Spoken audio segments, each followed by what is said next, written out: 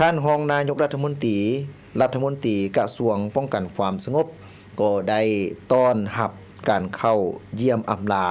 ของท่านหัวหน้าองค์การผู้ต่างหน้ากระทรวงป้องกันความสงบ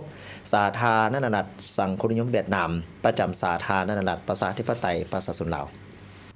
ในวันที่2กรกฎาคม2025อยู่ที่กระทรวงป้องกันความสงบท่านพลเอกวิไลลาคำฟองกรรมการกรมการเมืองศูนย์กลางภาครองนายกรัฐมนตรีกระทรวงป้องกันความสงบได้ต้อนรับการเข้าเยี่ยมอำลาของท่านพลจัตวาดาวส่วนเลินหัวหน้าองค์การผู้ต่างหน้ากระทรวงป้องกันความสงบสาธารณรัฐสังคมนิยมเวียดนามประจำสาธารณรัฐประชาธิปไตยประชาชนลาวพร้อมด้วยคณะ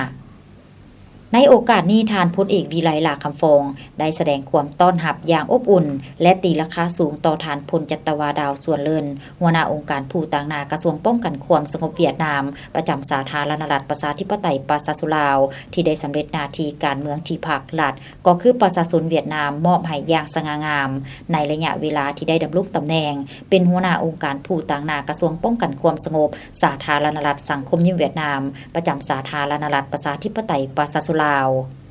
ตลอดระยะของการประกอบส่วนของทานพลจัตวาดาวส่วนเลินในระยะผ่านมาก็ได้เป็นมากผลอันสำคัญและมีความหมายอย่างยิ่งในการเพิ่มพูนคุ้นสร้างสายพัวพันการหัวมือแบบหอบด้านของสองประเทศไอ้น้องลาวเวียดนามลาวเว้ารวมเว้าเฉพาะก็แม่นการประกอบส่วนสนับสนุนช่วยเหลือด้านเวียกงานของกำลังป้องกันความสงบสาธารณรัฐประชาธิปไตยประชาชนลาวให้นับมือเติบใหญ่เข้มแข็งอย่างบ่หยุดยั้ง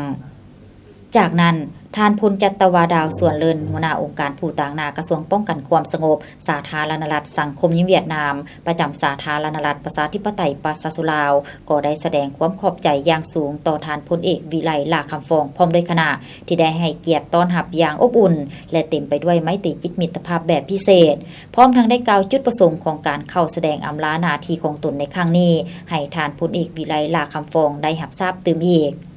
พร้อมนี้ท่านพลจัตวาดาวส่วนเลินหัวหน้าองค์การผู้ต่างหน้ากระทรวงป้องกันความสงบสาธารณรัฐสังคมนิยมเวียดนามประจำสาธารณรัฐประชาธิปไตยประชาชนลาวก็ได้เสนอท่านพลจัตวาหิงเตินแห้งที่จะมาดำรงตำแหน่งเป็นหัวหน้าองค์การผู้ต่างหน้ากระทรวงป้องกันความสงบสาธารณรัฐสังคมนิยมเวียดนามประจำสาธารณรัฐประชาธิปไตยประชาชนลาวผู้ใหม่เพื่อสืบต่อปฏิบัติหน้าที่ด้านการพัวพันหัวมือสายพัวพันแบบพิเศษของสองประเทศลาวเวียดนามในต่อหน้า